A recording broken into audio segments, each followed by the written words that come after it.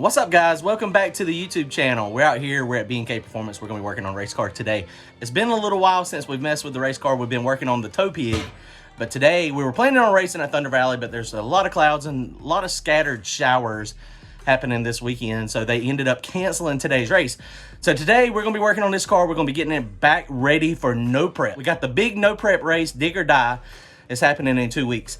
So we got a lot to do. We got a lot of stuff to get done to get this thing converted. Let me show you what we got going on today. Don't forget, we got our free giveaway happening where you can win a flip coin. Go to turbojohnracing.com/lucky to get entered. And don't forget to comment, like, and subscribe. Thanks, guys.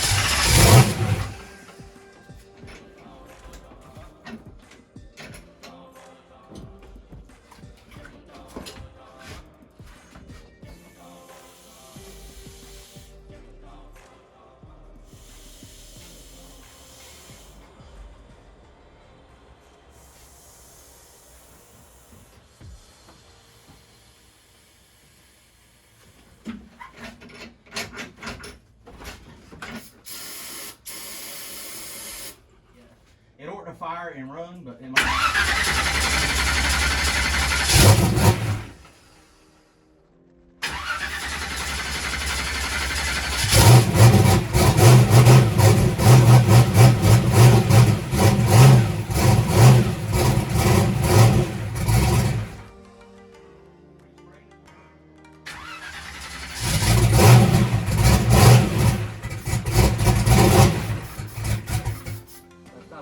It dies.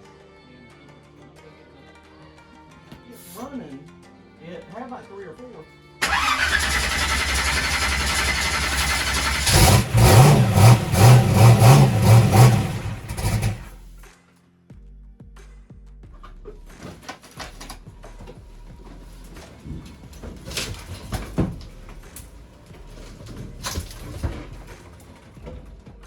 All right, guys, so we just got this thing figured out. We got it cranked. What we did first is I made sure that I had power going to the coils on the injectors, which I did, so that was good. So next thing, it wasn't building much fuel pressure when we were trying to crank it. So what I did is I took the belt off here, and it's very, very tight space.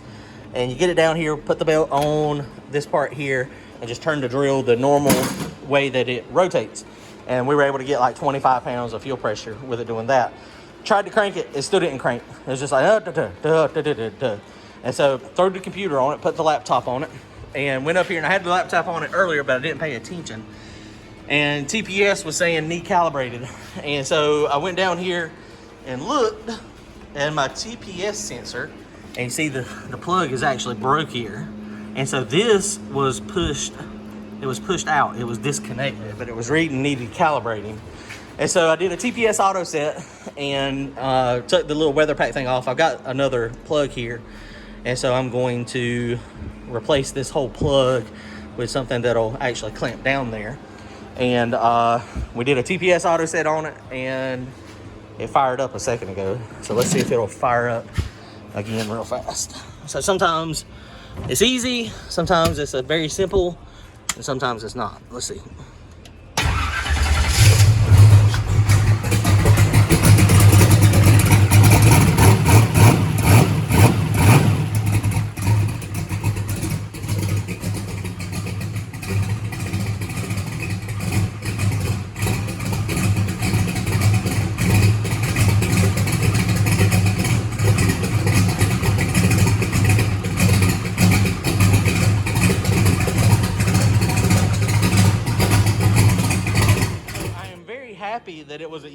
The fuel pump is not screwed up. It was just the throttle position sensor. But it's the first time I ever had it unplugged. So I'm gonna go find my fitting here, or I'm gonna go find my connector, and we're gonna replace this one. And you see, we probed that one at some point. But let's replace that real fast. Okay, so we've been working on this for about an hour just to get it fired back up and find the problem. But I'm very happy I don't have to replace the fuel pump. All right, guys, so one thing to be careful of, this is for like a 100 PSI transducer. And so when I was ohming it out, I think these are on opposite sides.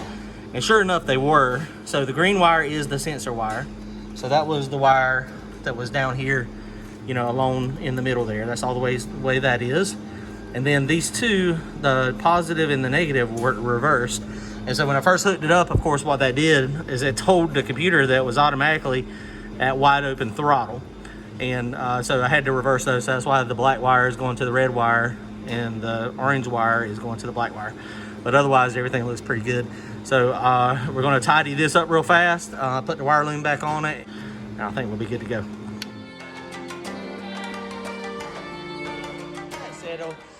So that's good. So now the car cranks up fine. So we're okay there. I'm gonna be putting my 16-inch springs back on the front along with my travel extenders. So basically it should be pretty easy. Here, let it slide out. The spanners on the strut will slide all the way down, and then we'll put those long 16-inch, I think they're 100-pound springs, and that'll give us a lot of travel. But I am going to leave these struts on it this time, but I'm going to try to get the extender on it. You know, that's something actually I need to check first. I need to make sure that it's not going to go on here and mess this up. So we may not be able to put the extenders on these. If not, we've got pretty decent amount of travel, but we're definitely changing the springs to get the ride height up higher in the nose, and so we can get a little bit more travel out of it.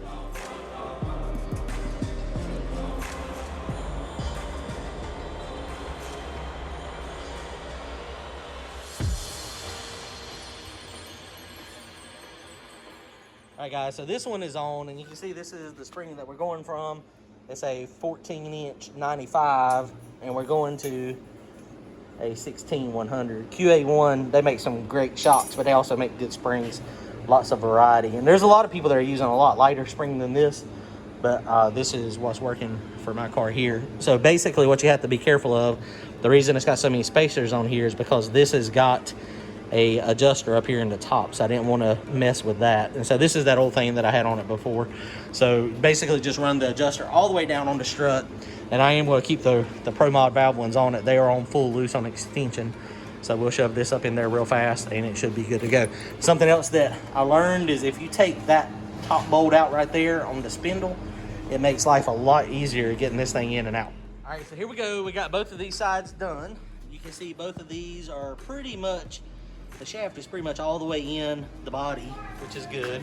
So this is gonna be ride height. And so I'm gonna go up to full extension. This is with no limiters on it.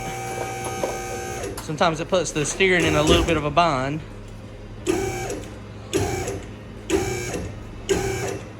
Okay, that's max, it's off the ground right there. So let's go down until it hits. So right there, it's on the ground. So let's see how much extension we got here. All right, guys, well, we're going to try it at full extension. I had a little bit of an issue up under there. I didn't think about it before. One of the reasons it was hard to turn at full extension was because as it extends, the strut moves in toward the motor, toward the engine. And so what it was doing is the bracket that holds the brake line was actually, it was hitting it and binding the spring up. So that's what was causing it to have an issue at full travel. And it's not on the ground right there, it's off, but that's how much it'll probably be going down the track about right there. That's about probably 5.5, 6 inches of travel, it looks like, kind of depending on how much it goes up. That is a boatload of travel. So that is way more than what we had last time. And ride height, in order to get it down the spring, you have to kind of twist. If you twist the wheel, because it actually, what happens is the wheel, it cambers in because of the radius of the control arm. But that's going to be about ride height. So with ride height there and as much travel as it's got, we'll see if it works. Okay, so we got a few more things to do back here in the back. What we're going to do first is the wicker bill that I had on here, we took off. I'm gonna put the wicker bill off. So one of the things that is happening, the race coming up, Dig or Die, the big $100,000 race, they're no longer allowing us to have external weight. So the weight has to be in the body lines. So I'm gonna put the wicker bill on it to try to get more downforce. And I gotta build more mounts back here in the back of the car. I'm gonna try to move the weight back as far as I can. So that's what we're gonna be doing next. All right, guys, here you go. So we got this big wicker bill back on it. So we had this on it a long time ago, and I took it off when we were trying to go a little bit faster, and I didn't ever put it back on. So that's got to help some with downforce down the track. Now, this thing's never been in the wind tunnel. I'd love to get it on the wind tunnel to see exactly how much it helps. But that's done. Front end's done. So now we got to do weight bar right in the back. All right, guys, we got this thing on the scales. With me in it, the way it sits is 3,200 pounds. And we did do some playing with it on the scales. It was Ryan's idea. So we throwed it on the scales. I knew it was about 3,200 pounds, but I said that was a compliment. Don't be blaming me. That was a great idea. So what we did is my weight bar is set up right here. And so we had it here, and then we took the weight and then we moved it to here. Like we were simulating, because it's got to be in the body line. So the back of the trunk is right here. So it was moving it about 8 inches, which was not a lot. So maybe 9 inches. And it was a 0.5% difference. So essentially we transferred 18 pounds from the front and it went to the back, basically because the pivot point is back here at the back tire. So we figured a 0.5 point was not going to be, a 0.5 percentage point was not going to be that significant to make us have it was going to be a pain in the butt to do this because I got a lot of wiring back here in the back. So with Dig or Die saying you can't have anything outside the body, all these big weights and beater bomb and all these cats that have done the weight bars out the back, which is what I was planning to do as well, that's a no-go. So that is drastically changing what we're having to do. And it honestly makes you want to possibly find a whole new ride. I mean, it sucks because I got this car over here that we're working on, which I haven't worked on in a while. But I mean, you can see I got this bar all the way to the very, very back. And that's where I'm going to put weight here. But that's still, like a pickup truck. A pickup truck is a solid S10 or Ranger. Any of those things they're a solid probably 2 foot further back. So you can take the same weight, have more leverage because it's further back. And that's probably, when you get into 2 foot, it's probably going to be fairly significant. Or 3 foot. We need to build a station wagon for next year. Maybe this car over here is going to get thrown into trash and we'll do a station wagon. All right, guys, so we're no prep ready. We're going to go test somewhere with power management coming up in the next week. We're 2 weeks away from Dig or Die. So luckily, we didn't have an issue with our fuel pump or fuel system. It was just that freaking TPS sensor that had messed up. So luckily, I had an old wiring harness there.